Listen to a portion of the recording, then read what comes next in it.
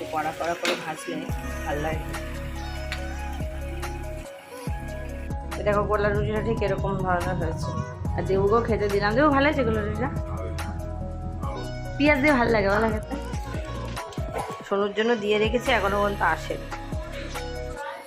আর এই যে একটা হচ্ছে, এই প্রাণীটা বেরোচ্ছে না এখনো পর্যন্ত। এই যে একটা প্রাণী, এই প্রাণীটা এখনো বেরোচ্ছে না। বলছি বেরো, আমার কাজ আছে, ঘরটার কাছে হাত দেবো, বেরো। এদিক ওদিক ঘুরে বেড়াচ্ছে। এই যে ততক্ষণ না বল 11টা থেকে পড়া, 11:15, 10 বেজে গেল। বলছে 11:30 থেকে নাকি স্যাররা আসে। বেরোচ্ছেই না এই প্রাণীটা, জন্তুটা। হ্যাঁ, তো নিজের বাড়ি থেকে দাঁড়াবো না, যা।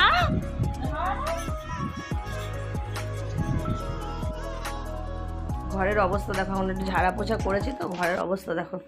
সব এগুলোকে পরিষ্কার করতে হবে। ড্রেসিং টেবিলটার অবস্থা দেখো, পরিষ্কার করে নেবো। হ্যাঁ, এই 12:40 বাজে বন্ধুরা, ঘরটার পরিষ্কার করলাম বাবা। আর দেখবে রবিবার, আসলে আমি তো সারা সপ্তাহ সময় পাই না। ফ্রিজের ওপর ফ্রিজগুলো, রবিবার ঘাটের স্ট্যান্ড ফ্যান, এটা ওটা সব পরিষ্কার করতে করতে অনেক দেরি হয়েছে।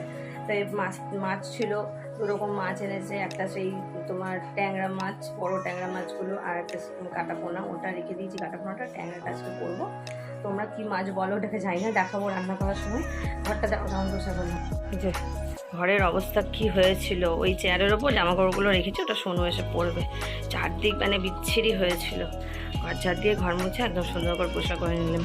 আমার কাজের লোক নেই বন্ধুরা, আর আমি কাজের লোক রাখিও নি। আর আমার অত সত্যি কথা বিলাসিতা দরকারও নেই। এখনো পর্যন্ত মোটামুটি কাজকর্ম করার মতন ক্ষমতা আছে। 3টে রুম, রান্নাঘর আর বারান্দা সবই আমি মুছি। আর আমার মুছতে ভালোই লাগে, মুছাটা আমার করতে ভালো লাগে। সবচেয়ে কষ্টদায়ক লাগে জামা কাপড় কাচতে, ওটাই। আজকে অনেকগুলো জামা কাপড় আছে।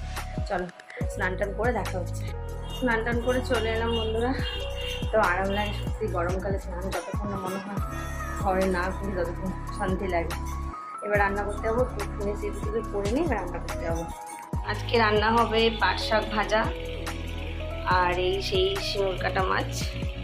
তাই না, তোমরা কি বলো ওটাকে? আমরা ওই শিমুল কাটা মাছই বলি, কাকদি বেটাই বলে, আবার ট্যাংরা।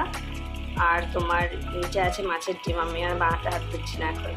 এটা পেঁয়াজ রসুন দিয়ে হবে। এই যে মা পেঁয়াজ টেয়াজ কেটে দিয়েছে, পেঁয়াজ আলু। তো এইখানে আছে আদা রসুন। দুদিকে দুটো কড়াই বসিয়ে দিচ্ছি, এটাতে শাক ভাজা বসাবো আর এটাতে মাছটা বসাবো। দেখো মাছগুলো ভাজছি, মাছগুলো একদম হালকা ভাজতে হবে। আর মাছে কোনো গন্ধ নেই, শুধু এই যে উপরে যে চামড়াটা থাকে, এটা একদম সুন্দর করে তুলে দিলে আর কোনো গন্ধ থাকে না, কিন্তু পাচ্ছে।